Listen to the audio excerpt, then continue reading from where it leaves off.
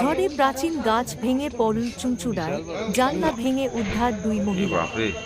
পুরো মেন মাথা থেকে তো ভেঙে পড়ে গেছে একদম। এখানে দুটো গাছ আছে, সেটা তেঁতুল গাছ, সেটা অসত্য। সন্ধ্যার পর থেকেই আকাশ ঢেকে যায় ঘন কালো মেঘে। এরপর শুরু হয় প্রবল দমকা হাওয়া সহ বৃষ্টি। চুঁচুড়া পৌরসভার ৪ নম্বর ওয়ার্ডের বন মসজিদের ভিতরে শতাধিক বছরের পুরনো গাছ ভেঙে পড়ে টালির ছাদে। গাছটি ভেঙে পড়ে এক বাড়ির তাদের মধ্যে একজন জিন্নাত আরা বিবি ৭১ এবং অন্যজন হাকিমা বিবি ৪০।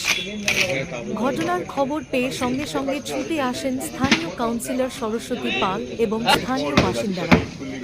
ফায়ার ব্রিগেডকে খবর দেওয়া হলে তারা এসে জানলা ভেঙে দুই মহিলাকে নিরাপদে উদ্ধার করে।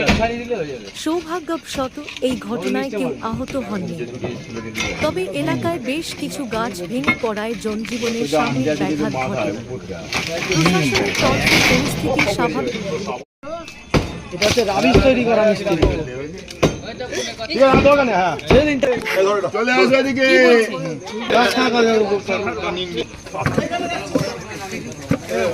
আপনি ভালো করে দিয়ে বসুন।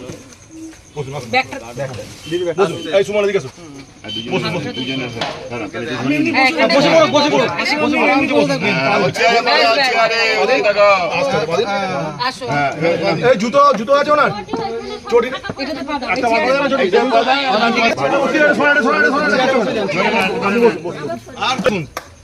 ঠিক আছে, বসে আগে ওনার হাতে জিনিস দিয়ে দাও,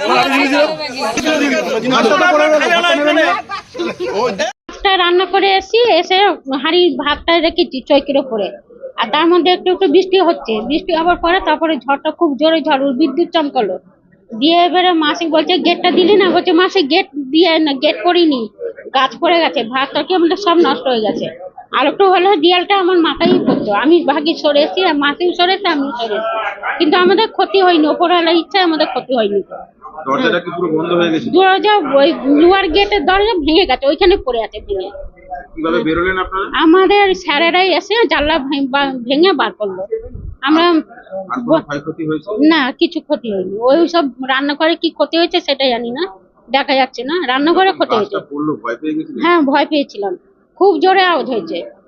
আমার মাসি আর আমি তো চমকে উঠেছি, আমরা মনে করছি বিদ্যুৎ চমকাছে, বিদ্যুৎ চমকালো দিয়ে গাছটাও পড়লো হুড়মুড় করে।